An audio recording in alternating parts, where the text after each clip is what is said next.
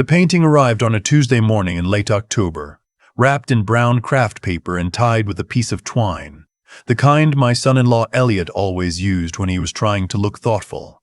I remember standing at my front door in Sudbury, still in my housecoat, holding it against my chest while the cold came in off Lake Ramsey and cut right through the flannel. My daughter Simone was beaming at me from the porch steps. Elliot stood a half step behind her, hands in his jacket pockets, watching me with an expression I couldn't quite name then. I can name it now. "Open it, Dad," Simone said. "We found it at an estate sale in Barrie. The second we saw it, we both thought of you." I pulled the twine loose and folded back the paper. It was a landscape. Shield country, the kind you see north of Parry Sound, spruce trees black against a pewter sky, a frozen lake catching the last light of a winter afternoon. The brushwork was loose and confident. Something about it reminded me of the drives my late wife Carol and I used to take up Highway 69 in the early years, before the kids, before the mortgage, before everything got heavy.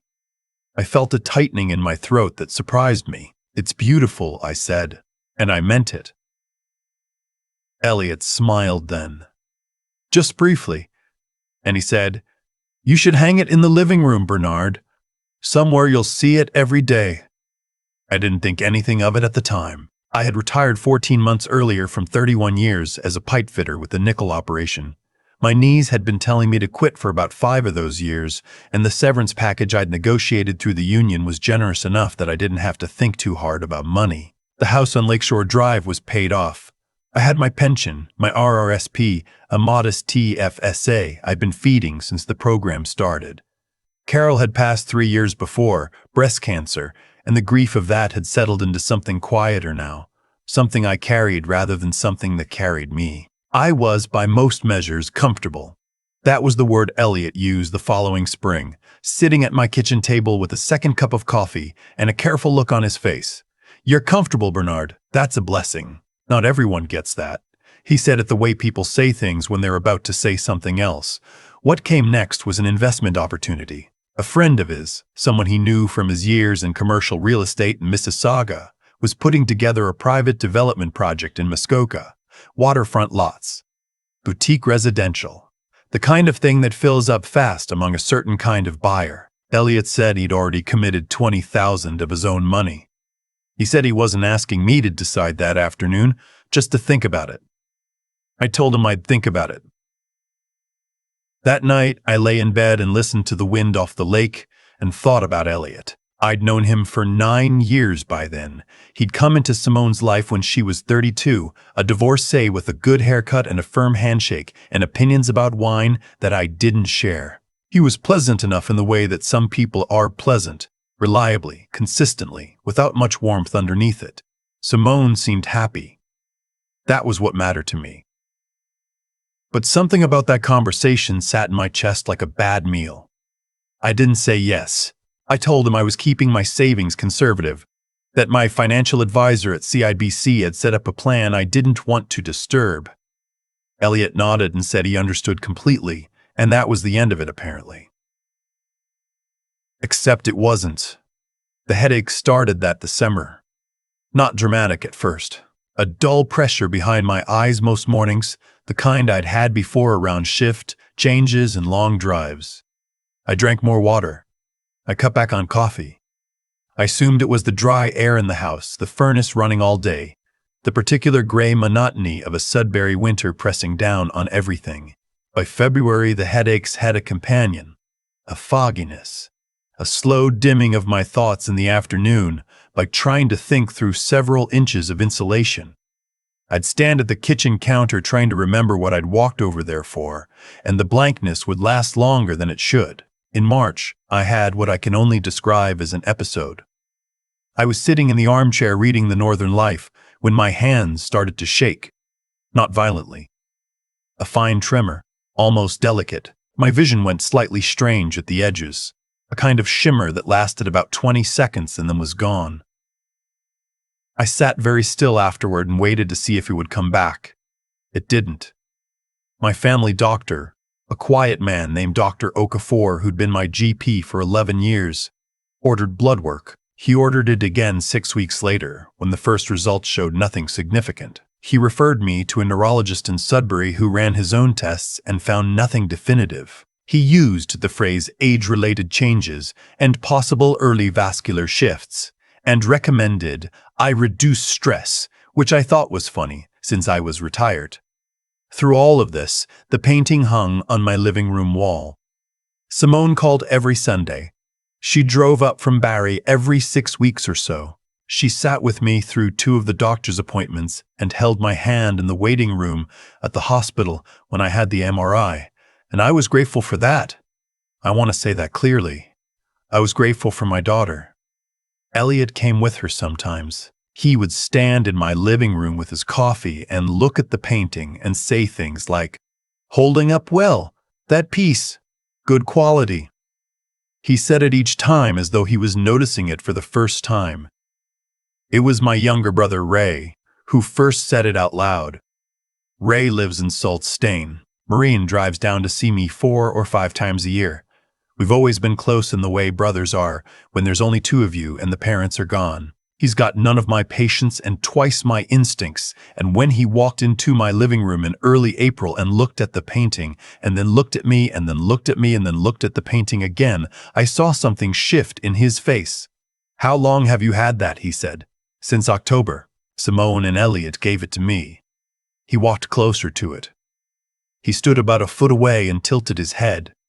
"Did they have it cleaned before they gave it to you, or restored or anything?" I told him I didn't know. Old paintings can off-gas, Bernard, especially if they've been treated with certain solvents, or if the original paint has lead compounds in it. He paused. "You ever have it tested?" I hadn't. It had never occurred to me. It was a gift. From my daughter. You don't have gifts tested, but that night, after Ray had gone to bed in the spare room, I stood in my living room for a long time and looked at the painting in the lamplight, the spruce trees, the frozen lake, the loose, confident brushwork. I thought about the headaches, the tremor, the fog that descended every afternoon like something was slowly turning a dial down. I thought about Elliot saying, "You should hang it in the living room, Bernard.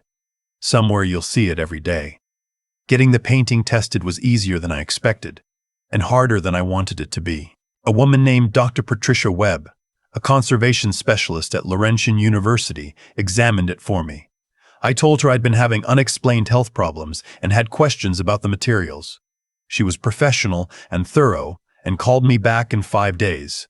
The ground layer of the painting, the white preparation underneath the visible paint, contained a compound consistent with lead carbonate. White lead. It had been common in oil paintings until the mid-20th century and was genuinely hazardous under certain conditions: if the surface deteriorated, if the painting was exposed to warmth or friction, if particles became airborne in an enclosed space. The painting, she told me, appeared to have been treated recently with a cleaning solvent that had destabilized the upper surface layer, not enough to be visible to the eye, enough to cause ongoing off-gassing in a small warm room. I sat in my truck in the Laurentian parking lot for about 15 minutes after she told me this. Then I drove to my brother's house and sat down at his kitchen table and told him everything. Ray is not a man who says "I told you so." He put the kettle on and sat across from me and listened to all of it without interrupting, which is harder for him than it sounds. When I was done, he said 2 things. "You need to see a proper toxicologist, not just a GP." And then, "When did Elliot first ask you for money?"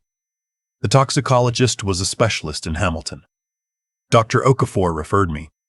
She was a thin, focused woman who asked careful questions and ordered a panel of tests I'd never had before. The results came back in 11 days. Elevated lead levels in my blood. Not catastrophic but sustained. The kind of accumulation consistent with prolonged low-level exposure over several months, not a single acute event.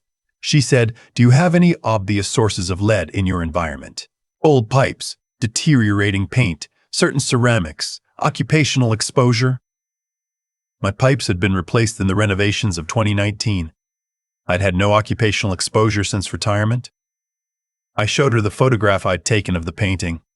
She looked at it for a moment. She said, "That could absolutely be a source, depending on the condition of the surface and how the room is ventilated." I asked her directly. I said, if someone knew what they were doing, could a painting like this be deliberately prepared to expose someone in a closed room over time? She looked at me for a long moment.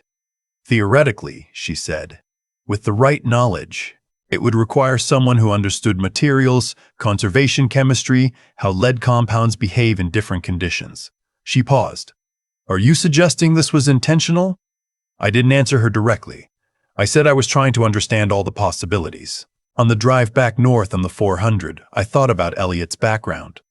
Commercial real estate. Estate sales. He'd spent years in and out of old properties, old buildings, old contents. He would know people. He would know things. I thought about the investment pitch.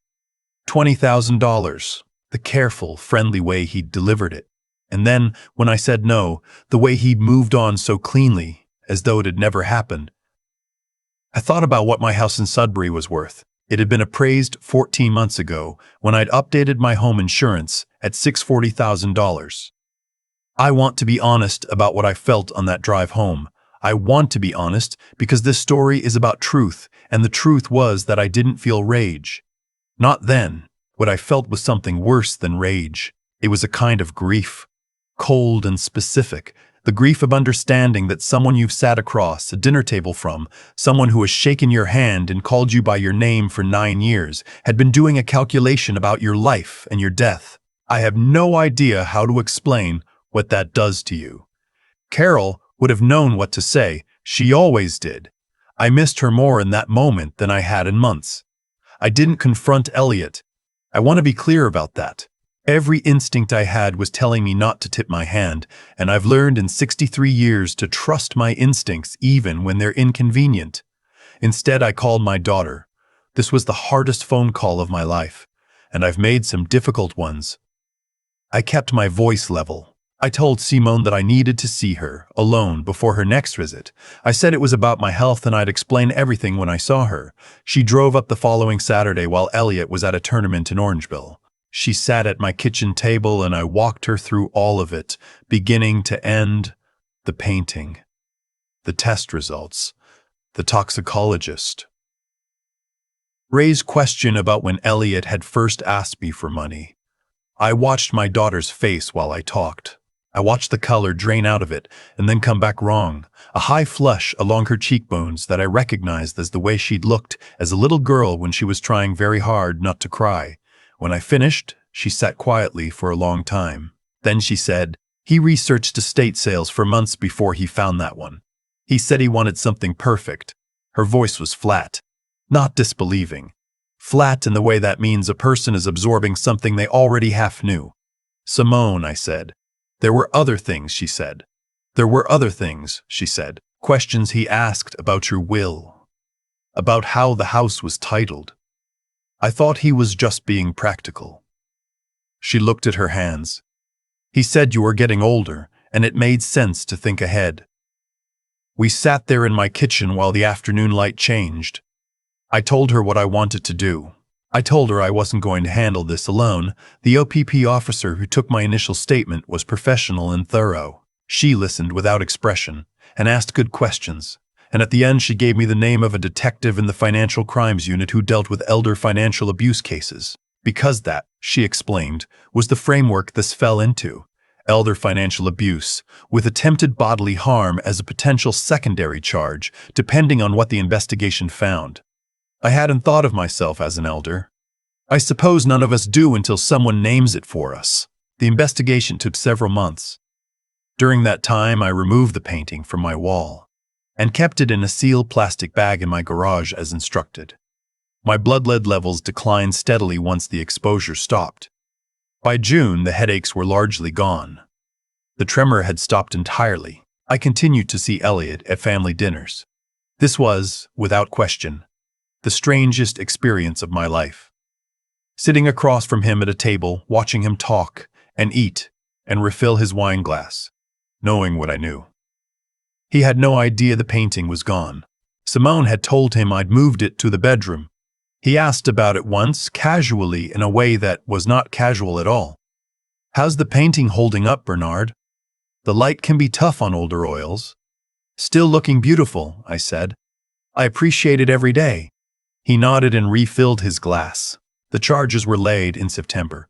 The full picture that emerged through financial records, forensic examination of the painting, and the testimony of an art conservation specialist who confirmed the surface had been deliberately treated with a compound to accelerate deterioration was this: Elliot had purchased the painting at an estate sale, as he'd said. He had then brought it to a man, a former colleague with a background in fine art restoration, who had treated the surface. The treatment was designed to cause a slow, ongoing release of lead particles in an enclosed, warm space, the kind of space a retired man in his early 60s spent most of his hours. He had also, the investigation found, been quietly mapping my financial holdings. He'd asked my accountant neighbor, a man we both knew socially, innocent-seeming questions about RRSPs and estate trusts and what happened to jointly held assets when a spouse died. My neighbor, to his credit, had answered vaguely and thought nothing of it at the time.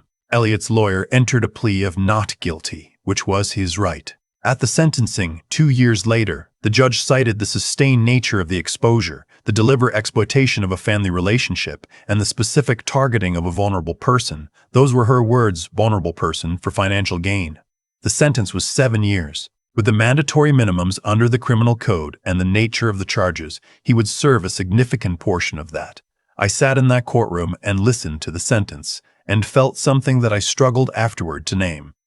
Not triumph, not relief exactly. Something quieter. The feeling of a door closing properly, the latch catching. Something sealed that had been open and cold for too long. Simone filed for divorce 3 weeks after the charges were laid.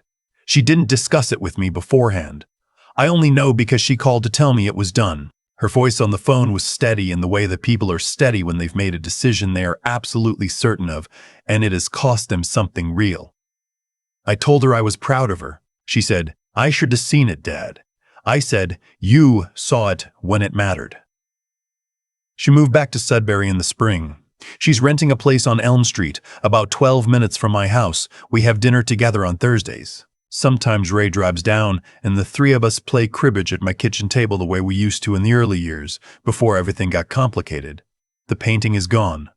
The police kept it as evidence through the trial, and then it was destroyed. I don't know what's on my living room wall now. I hung a photograph of Carol and me from a canoe trip in Algonquin in 1987. She's laughing at something I said, and her hair is wet from the lake, and she looks about 30 years younger than I felt in that moment. I look at it every morning when I come downstairs. I have been asked, more than once since the trial, whether I forgive Elliot. A few people at the courthouse wanted to know.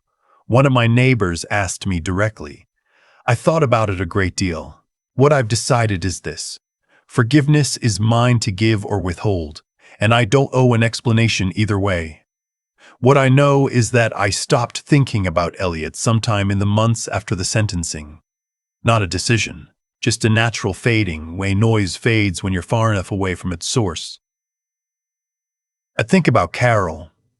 I think about Simone's voice on the phone, steady and certain. I think about Ray sitting across from me in his kitchen in the salt, putting the kettle on, asking the question nobody else had thought to ask. I think that's enough. I think that's enough. I think that's more than enough. Some mornings I wake up in the cold quiet of a northern Ontario winter, and the light through the bedroom curtains is exactly the color of that painting, that pewter sky, that frozen lake, and for just a moment I feel it again. That particular ache of almost having lost everything without knowing you were losing it. Then I get up. I put the coffee on. I go downstairs and I look at Carol laughing in the Algonquin light. And I am, by most measures, still here,